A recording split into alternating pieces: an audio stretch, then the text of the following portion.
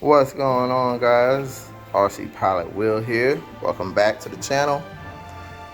I'm looking at the FMS 80mm Rafale.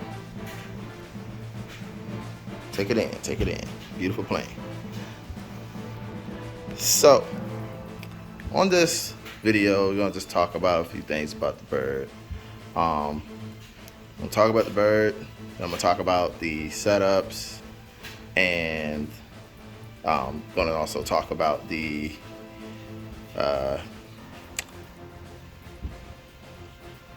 Afterburner that I have in there. So basically, start off talking about the setup, talking about the plane a little bit. It's a really good plane, really good jet. It's not fast, so if you're looking for something that's really fast, it's not really fast. I've seen a couple of guys that clocked it at about 100 miles an hour. So I haven't yet seen how fast she has as far as for airspeed by using the Spectrum airspeed sensor, but that's soon to come, and I'll update you guys on that when I get it.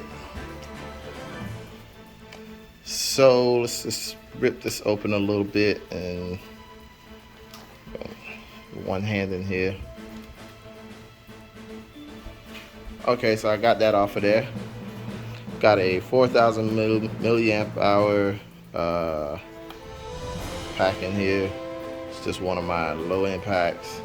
It does fly good though. I gotta give this company a shout out with good batteries. Haven't had any problems with them. I also use Z packs. They're good batteries as well. As you can see, my receiver is positioned right here, and there's also the mixing board, which is further back up in there, which is something that you would have to remove if you want to install the Afterburner.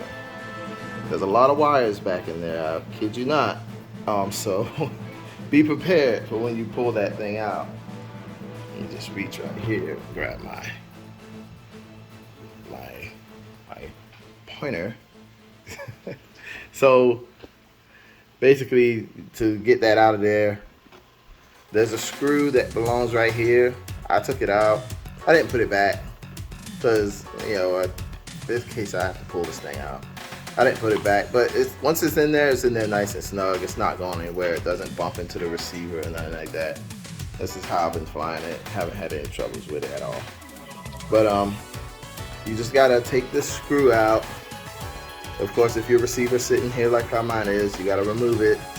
Pull that screw out, and then you'll be able to grab that tab right there, that whole tab of balsa wood. Just wiggle it and slide it towards you. Don't yank it because those wires don't come out that far, but it will bring it out about right up in this area where you'll have access to the mixing box.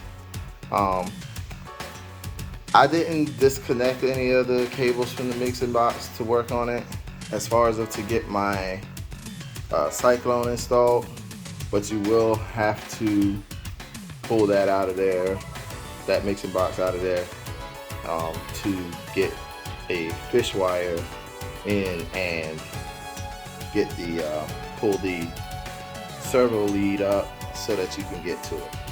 Of course, the Cyclones come with a splitter for you to split into the throttle, because that's what it basically works off of. It's a throttle in there, a throttle wire. You hook it to your throttle cable on the split, and it works off of that.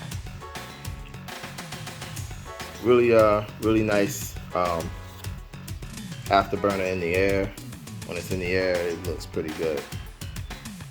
So,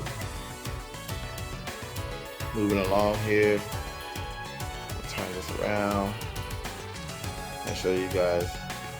So this Afterburner, as you can see, it stays on. It looks bright on the camera. It's really not that bright right now. In person, if you're actually looking at it, it's not that bright. I did change the travel rate the amount of travel on the throttle to negative 130 on the low side to positive 130 on the high side. That's so I can get it to get that dim. If you stay at 100 with the ESC calibrated, it's gonna be a little brighter than that. So what you have to do is go into your transmitter, go into your travel. Just real quick, let's go and do that. Go into your transmitter. It's a little hard to see, it won't focus. Go into your servo setup. And this is the IX12, but of course the DX8 is what I started with. This does the same thing. NX8, NX10, they all do the same. Go into the travel and go in here and change the travel to 130 negative, 130 positive. Of course, when your throttle cut is on, you're gonna be at 150 negative with the throttle cut on. Another thing too, when you do this, you're gonna wind up having a travel of negative 130 to positive 130. Your failsafe, however, is still at 100.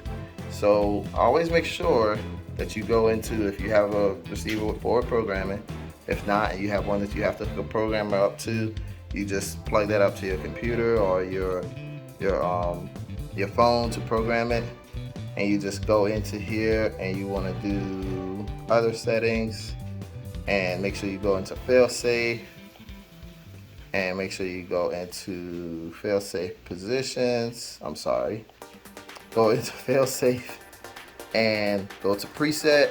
Change that from 100. Originally it's at 100. Change it to this is originally at a negative 100. Change it to a negative 150.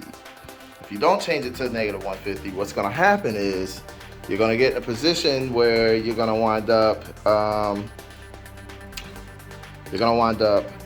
losing signal, and it's still going to have thrust. It's still going to be flying, and at that point there's no chance of you moving closer towards it or the transmitter getting a chance to regain control, and you get control of your plane again, and then you wind up with a $500 worth of airplane flying away, and you throw in the battery pack, so that's basically how I got that in there. Of course, you do have to remove the EDF unit to get the Cyclone LED lights in there. So you have to remove the EDF unit. You're gonna also have to slide the ESC a little bit back, which is located right about up in this area. Matter of fact, you probably will see it if you're first time assembling. You'll see it with the vertical stabilizer removed. You'll see a piece of the ESC right up in this area. You're gonna have to remove that and or just slide it out, because it's in between the foam and the balsa wood that's in there. You have to slide it out, and that way you can fish through there and pull that lead through. Once that lead is through, you can basically slide the ESC back into place and continue on as normal. Now, about setting this up, you want to set this up as a normal plane, normal wing, normal tail. The mixing box does everything for you. You don't have to worry about any of that, and it's good to go. Rates and everything, set them up by the book. If you're first time, especially if you're first time flying anything with elevons, set it up by the book. Of course, mine's I've already tweaked it because I started by the book. I saw how it fly. I changed a couple of things. I got a lot more expo, a lot more rate on the throws going. But everybody has their personal way of setting things up afterwards. So start by the book and get it in the air and see how you like it. If you're doing a receiver like the one I have that's got the forward programming, and you're setting up safe and your AS3X, I advise keeping the roll rate of the AS3X gains a little low. Don't it starts the Ford programmer starts you off at like, I think it's like 30, something of that neighborhood. I would say dial it down to about 20. See how you like it. Another thing about it is, because like I said, with that gains being up high like that, and you start slowing down, or not slowing down, speeding up, and the gains are too high, it tends to oscillate and wobble a lot. So you want to bring those gains down. A good way to do it is to set your gains up on a knob like this one, and you can adjust it as you're flying. And if it's if it's too much, turn it down. You'll notice the oscillation will start to quit. If you want to save it like that to a switch, you can save it to a switch. I know a lot of you guys know about that, so that's basically what you want to do there. I know y'all probably looking at that battery. It's just sitting in there just to power the plane. I didn't actually lock it in. Talking about CG right now, I marked the spots right here you can see for CG, but I found that my best CG is on this line, on this graphic line of the bird right here. I check the CG every time before flight, and that seems to be about the perfect spot. Running a 4000 or a 5000, which actually my 5000s are 5200 milliamp hour Z packs, and I don't get any problems with the bird flying and how it handles with CG. It seems to does really great. I really like this plane, and I'm hoping I gave you guys a lot of information that you can use for the guys that are first time setting this up. And it's just like I said, it's a really good flying plane. Now you do notice it does have flaps. I've never used the flaps on a takeoff. It has the crow brake. I've used the crow brake before on a landing. It helps, but don't put that crow brake on until you are in your glide slope, coming straight on. After you make your turn onto final. Don't try to make a turn from base with that on. It does not give you. You see that one over there. It does not give you much to work with. So I advise only throwing that crow brake on once you're straight into final, and then you can put that crow brake on. Keep that power on it, and just kind of control that descend with the power. Give it a little nose up, because it wants to give that nose up attitude, and just bring it on in and just keep with the power. Don't chop it, just ease the power, and she'll settle down perfectly because she's very forgiving. No problems with that. So other than that, taking off, just run it straight. You see it get up to speed, get a little bit of up elevator. Once she picks up and goes up, ease out that elevator. You don't want to jump, because if you jump, she's gonna try to come right back down. She's gonna try to do a nose down real quick. So just ease up out that elevator. I know a lot of you guys, like I said, know about this, and just let her just climb. And once you get her up in the air, you might notice she's flying with a little bit of a high alpha, without you wanting that. You can always, do your trims and stuff and get it straightened out, and get it to fly like straight and level if you want it to fly straight and level. More forward CG helps with that, but I wouldn't use more forward CG on grass. Mainly on some sort of smooth runway, I would use a little more forward CG,